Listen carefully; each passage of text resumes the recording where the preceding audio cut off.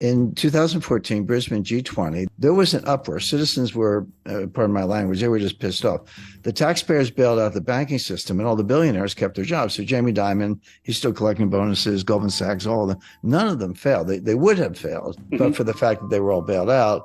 But the everyday Americans are like, unemployment's 9%. I lost my job. I lost my 401ks down 50%, et cetera. So there was a political reaction to that. So in Brisbane in 2014, they came up with not the bailout theory, but the bail-in theory.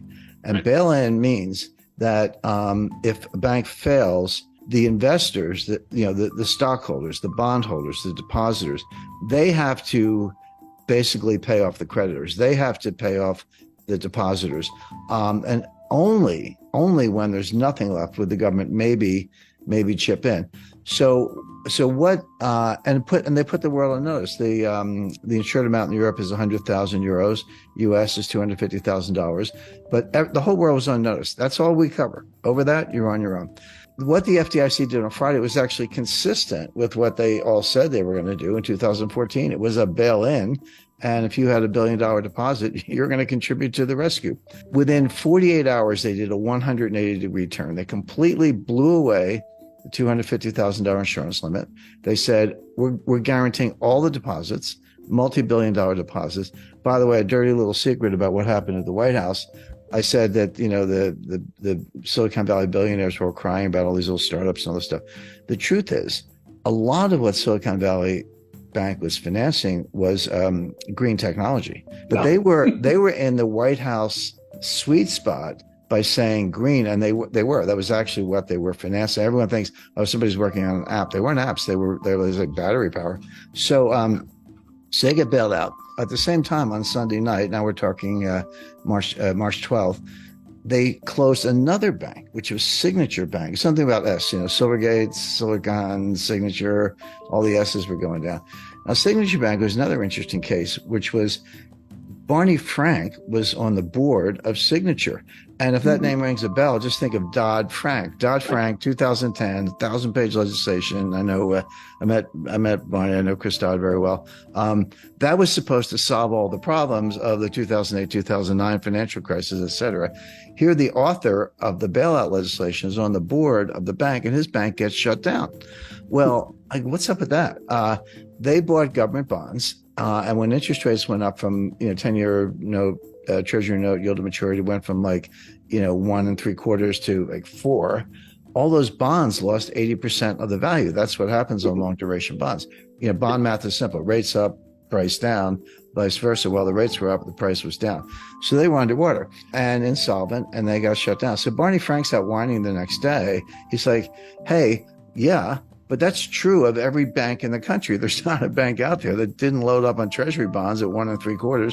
They're all underwater. They're all insolvent. And by the way, the Fed announced a facility, but basically what they said was, if you're a member bank and you have treasury securities that are where the mark-to-market value is below par, so you paid 10 million, but they're only worth 8 million. And that was the case across the board. So like $1 trillion or more of bonds that were in that category. You can deliver them to us, and we will lend you for 1 year the face value. So you're putting up 80 cents of collateral, but you're getting a 100-cent loan. I said, I got a 15-year-old car. Will you lend me what I paid for it? Because it's a lot more than it's worth now. But that's what they did. So now my head's spinning. I'm like, well, I get all this stuff, but I'm like, oh, so you just guaranteed every deposit in the banking system without limit, and you just guaranteed every treasury bond at par value without limit. What's left? What else do you have in your bag of tricks? Because you don't have it. There's nothing else you can do. Go back to 2008, they guaranteed every money market fund in the country. So, but here's Barney Frank whining, hey, yeah, my bank was in trouble, but so was every bank in the country. Why did you whack me and give all these guys a pass? Well, the answer is Signature Bank was another crypto bank. It had a portal called Signet, and Signet was a portal to the crypto world. And that's why they whacked it. Notice they whacked 2 crypto banks. Everyone's asking Janet Yellen, it's like, wait a second, what just happened? You guaranteed every deposit in the banking system. And she's like, well, no, not really. It's only if you're systemically important. And you're like, okay, could you please define systemically important so we can tell? Because we're getting our money out of all the banks that are not. And the truth is, you can't, because the system is so densely interconnected. And this is why they say financial contagion. I mean, it's a metaphor, but actually the mathematics of a viral spread. We just went through a pandemic, but this has been true, for as long as it's been studied. The mathematics of viral contagion are identical to the mathematics of financial contagion. The equations are the same, the way it spreads. And of course, Janet Yellen can't define systemically important. Number one, they try, but they can't. Number two, I don't care how small you are. If you're a small bank and there's a run, the guy across the street, he's getting his money out of that bank. And again, it's like COVID. It's like it just keeps going until the system collapses, which means by definition, just by the dynamics, there's no such thing as a bank that's not systemically important, because they're all connected. Even the little banks are borrowing from the big banks, et cetera.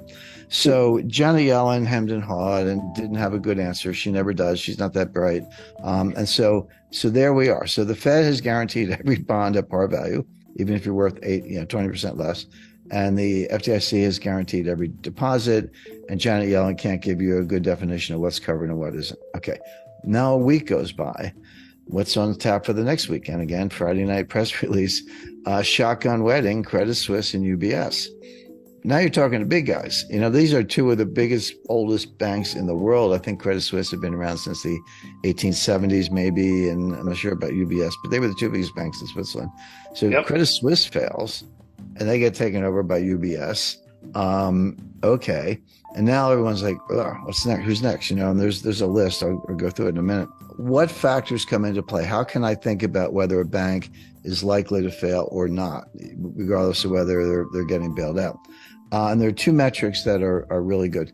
One is look at the ratio of uninsured deposits to total deposits. If that number is more than 30%, you're a sitting duck. And in Silicon Valley's case, it was 97%. They were 97% uninsured. So a little local bank that's got, I'll say 30% uninsured and 70% insured, they're very unlikely to have a bank run. Most of those customers are like, hey, I'm covered. I'm good. I got 100,000 in the bank. All good. But when you're up north of 30, certainly north of 50, 70, 80, 90, you're an accident waiting to happen. Yeah. The other metric is total assets. So there really are too big to fail banks. Doesn't mean they can't fail, but it means they're 100% guaranteed to get bailed out. And that list is well known. So who's too big to fail? Like, you can put your money in, they can screw up really badly, and you're not going to get hurt as a depositor. JP Morgan Chase, Wells Fargo, Goldman, the usual suspects, Goldman Sachs, US Bancorp, Capital One, TD, State Street, Citi, B of A, Morgan Stanley, PNC Financial, Bank of New York Mellon, Truist Financial, and BMO Harris. They're the giants, okay? Right. I'm not saying they can't fail. I'm saying that there'll be a safety net put under them, and no one's going to lose anything except maybe stockholders, but not bondholders, not depositors.